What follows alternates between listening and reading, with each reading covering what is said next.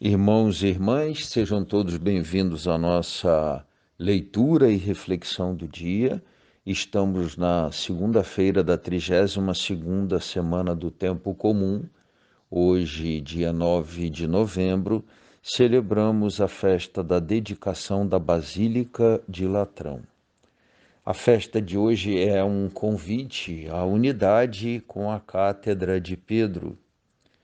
Considerada a mãe e também a cabeça de todas as igrejas, a Catedral de Latrão, ela foi a primeira igreja construída em Roma por Constantino, exatamente ali no tempo de São Silvestre, que foi papa entre os anos 314 e 335.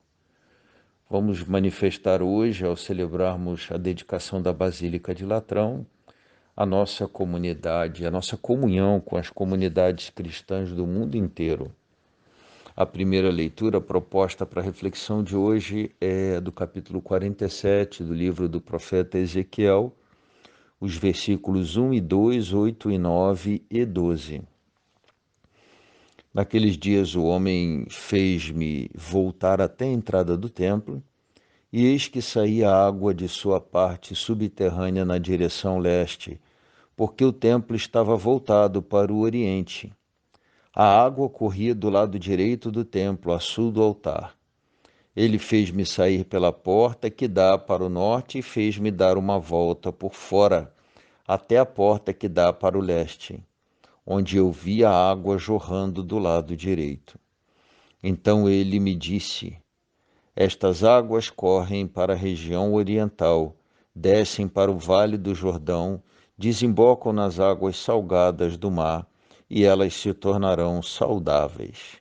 Aonde o rio chegar, todos os animais que ali se movem poderão viver. Haverá peixes em quantidade, pois ali desembocam as águas que trazem saúde, e haverá vida onde for chegar o rio. Nas margens junto ao rio, de ambos os lados, crescerá toda espécie de árvores frutíferas. Suas folhas não murcharão e seus frutos jamais se acabarão. Cada mês darão novos frutos, pois as águas que banham as árvores saem do santuário. Seus frutos servirão de alimento e suas folhas serão remédio.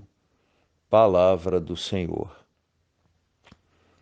Responderemos com o Salmo 45, este texto do profeta Ezequiel. O refrão é: os braços de um rio vêm trazer alegria à cidade de Deus, à morada do Altíssimo. O Senhor para nós é refúgio e vigor, sempre pronto mostrou-se um socorro na angústia. Assim não tememos se a terra estremece, se os montes desabam, caindo nos mares.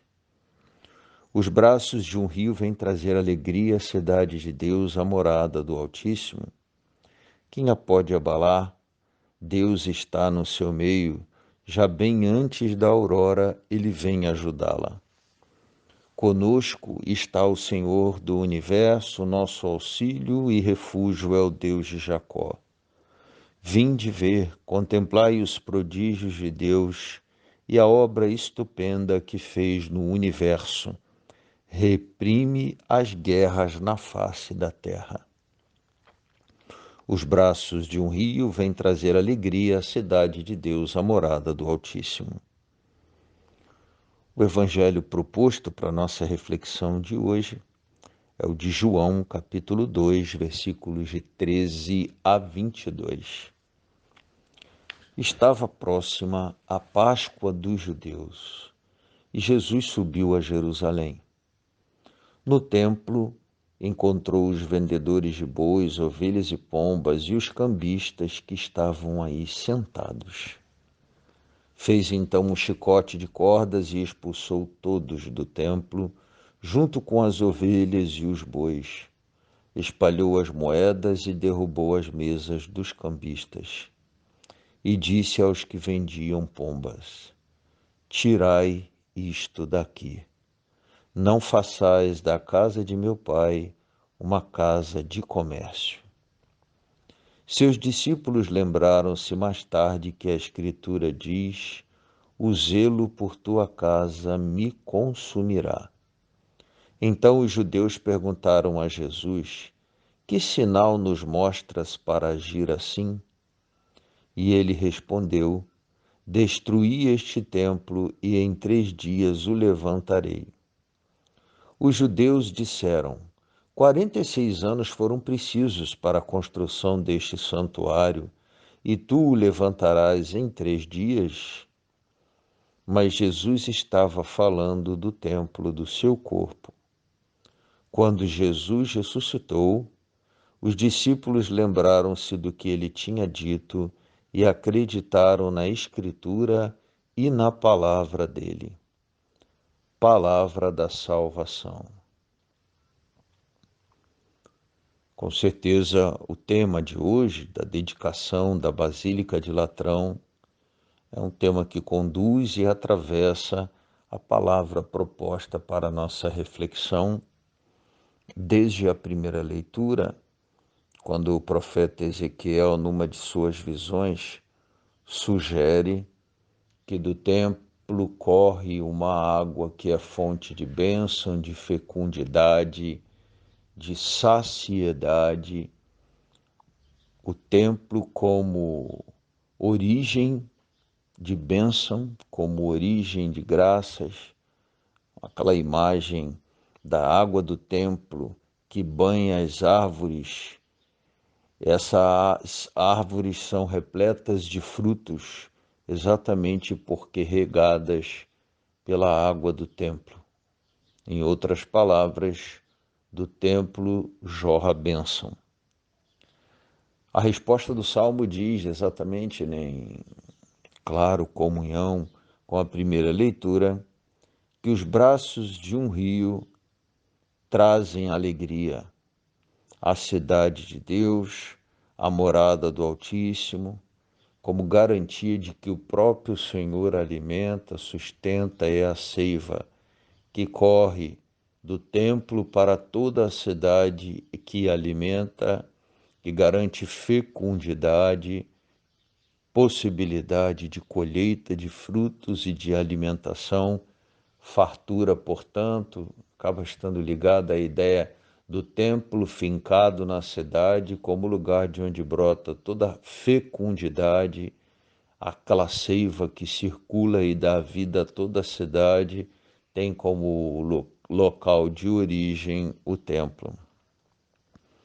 E depois no Evangelho, quando Jesus reprova a atitude daqueles que usam o templo para exatamente esterilizar, com a ideia dos vendilhões, vendedores de bois, ovelhas, pombas, cambistas, todos dentro do templo, de alguma forma fazendo do templo o que ele não é, um lugar para se tirar favores ligados a valores materiais e coisas deste mundo.